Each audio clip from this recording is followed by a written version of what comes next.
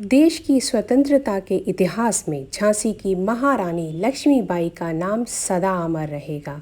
सन 1857 के प्रथम स्वतंत्रता संग्राम में अंग्रेजों के दांत खट्टे करने वाली इस वीरांगना ने देश के लिए अपने प्राण न्यौछावर कर दिए। उसने शत्रुओं से लड़कर झांसी, कालपी और ग्वालियर के राज्य छीन लिए थे।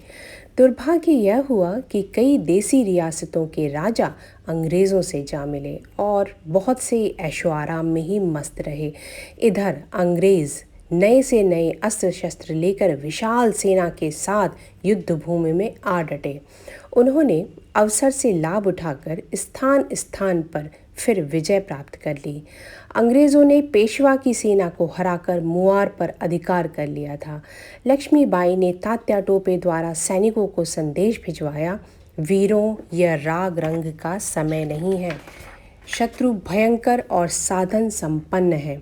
हमें उससे स्वराज्य प्राप्त करना है। अतः प्राणों को हथेली पर रखकर और सिर पर कफन बांधकर जीवन के अंतिम क्षण तक लड़ना होगा। इसके बाद महारानी ने अपने एक स्वामी भक्त सैनिक रामचंद्र को बुलाया और उसे समझाया, हो सकता है मैं युद्ध करते करते मारी जाऊं। ऐसी दशा में तुम मेरे पुत्र दामोदर को अपनी पीठ पर बांधकर दक्षिण में ले जाना। देखना, मेरे मरने के बाद भी स्वराज्य की लड़ाई समाप्त नहीं होनी चाहिए। थोड़े ही देर में अंग्रेजी सेना और महारानी की सेना में भयंकर युद्ध हो गया। तोपों की गड़गड़ाहट और धुएं से संपूर्ण वायुमंडल भर गया। महारानी सेना का नेतृत्व करती हुई युद्ध के मैदान में आगे बढ़ने लगी। दुर्भाग्य से ग्वालियर की सेना अंग्रेज़ों से जा मिली। रानी को जिस सिंधिया से स्वतंत्रता के युद्ध में सहायता पाने की आशा थी, उसने सेना समेत अंग्रेज़ों के सामने घुटने टेक दिए। कैसा था दुर्भाग्य! लक्ष्मीबाई ने फिर भी साहस नहीं छोड़ा। इसी समय रानी को समाचार मिला कि उसकी एक संगिनी जूही शत्रुओं से लड़ते लड़ते वीर गति को प्राप्त हो गई। उस वीरांगना पर सांडनी सवारों ने मिलकर हमला बोल दिया था। वह फिर भी घबराई नहीं और जीवन के अंतिम क्षणों तक लड़ती रही। रानी को अपनी सहेली की मृत्यु से धक्का अवश्य लगा, पर उसने साहस नहीं छोड़ा। शत्रु सेना निरंतर बढ़ती चली आ रही थी। तात्या टोपे चाहते थे कि महारानी को बचाकर युद्ध क्षेत्र से दूर ले जाएं, परंतु महारानी को जीवन से अधिक प्यारी युद्ध भूमि थी। उसने युद्ध क्षेत्र से बाहर जाने से इनकार कर दिया। थोड़ी देर बाद महारानी को सूचना मिली कि उसकी दूसरी सहेली मुंद्रा भी लड़ते लड़ते मारी गई। फिर जनरल ह्यूरोज अपनी सेना के साथ महारानी लक्ष्मीबाई से लड़ने आ गया। रानी की तलवार के वार से शत्रु के सैनिक कट कट कर गिरने लगे। रानी के शौर्य को देखकर जनरल ह्यूरोज दंग रह गया।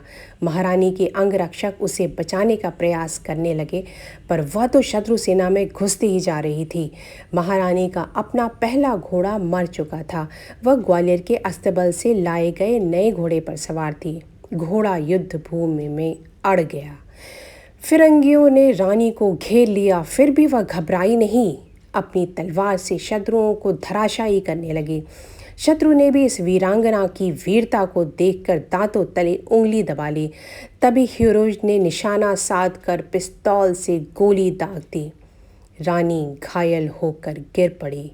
रानी के अंग रक्षक शत्रुओं की भीड़ में से मूर्छित रानी को उठाकर बाबा गंगादास की कुटिया में ले गए। रानी के शरीर से निरंतर खून की धारा बह रही थी। उसके प्राण पखेरु उड़ना चाहते थे। सहसा रानी के मुख से निकला पानी। इतना कहकर उसकी आत्मा ने शरीर त्याग दिया।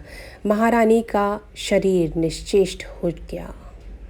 महात्मा गंगादास की झोपड़ी के पास ही रानी के शव को अग्नि दे दी गई।